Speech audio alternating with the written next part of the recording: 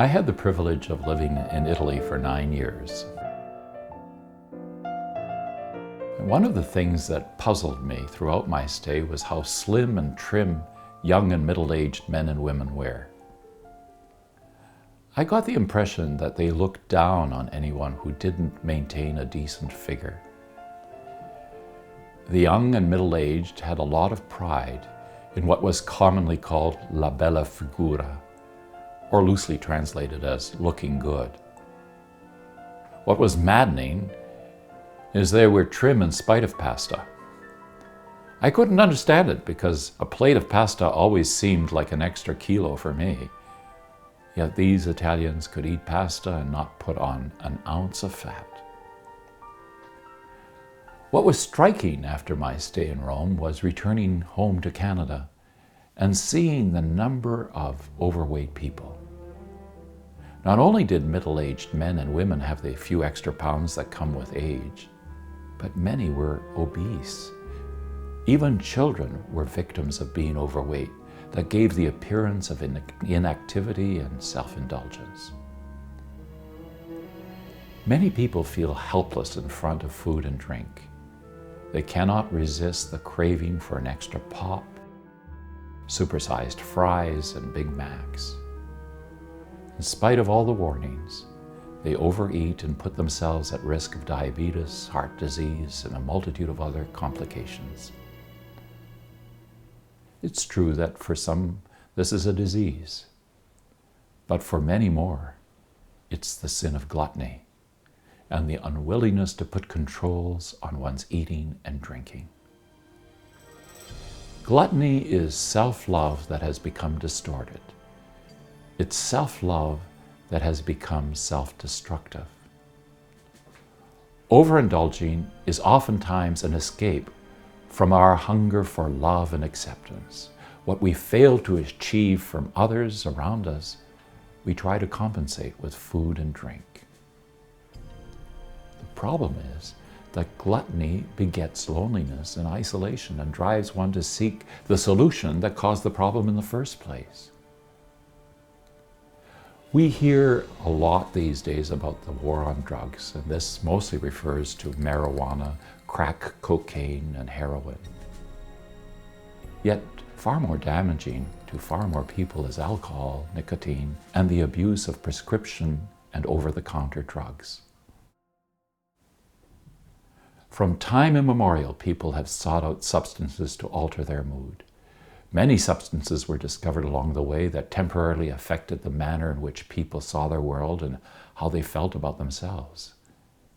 Even today, we easily move from a good cup of coffee in the morning to a Coke during the day, and at night, a nightcap before going to bed. For most people, these are innocent ways to perk up or relax. So where's the sin? The problem is when the repetition of the experience requires greater and greater doses. Not one nightcap, but 2 or 3. Not one cigarette, but one after the other. When there is a slavish dependence on the drug and almost any sacrifice made to obtain it, this is not only addictive, but sinful. It's sinful because it distorts our right relationship to ourselves and many times to others. The commandment to love ourselves and to love others is compromised by ourselves as the perpetrators. A sin that is not listed as one of the traditional capital sins, but is endemic in our society, is stealing and its sister, cheating. There seems to be nothing more typical of human behavior than to take what doesn't belong to us. If envy and greed are distorted attitudes towards goods, cheating and stealing prolong the sin in the actual taking of the goods. Some seem to think that there's nothing wrong with swindling or cleverly defrauding as long as you don't get caught. Then it's called stealing. The thinking goes along the line that you can work around the law as long as you don't break the law. That's just being smart and using your wits. For some, the maxim is, don't get caught. A typical example is declaring what you've bought to customs officials when you return from a trip abroad. Most custom officials would agree that honesty is practiced by a minority.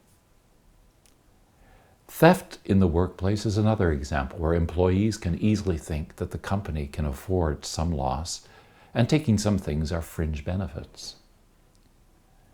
In a lie detector sample reported by Dr. Menninger, 72% of department store employees, 86% of sampled truck drivers, and 82% of bank employees were involved in petty thievery.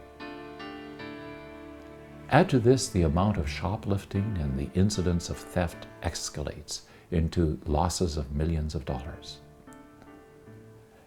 Men and women, young and old, from all walks of life, willfully take what does not belong to them. It may only be trivial things, but it's stealing nonetheless.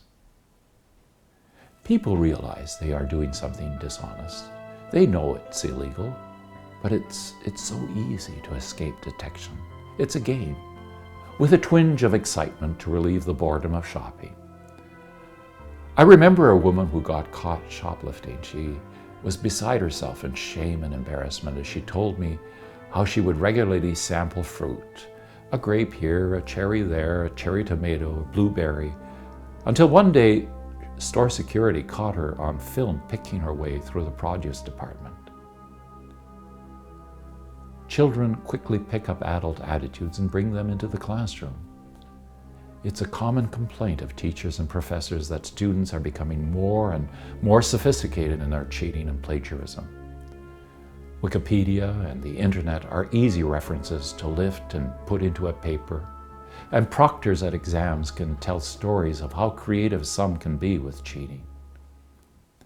In closing, and lest I be accused of not referencing my sources, I want to acknowledge that I've used many references for this series, but I'm especially grateful to Dr. Menninger's book, Whatever Became of Sin.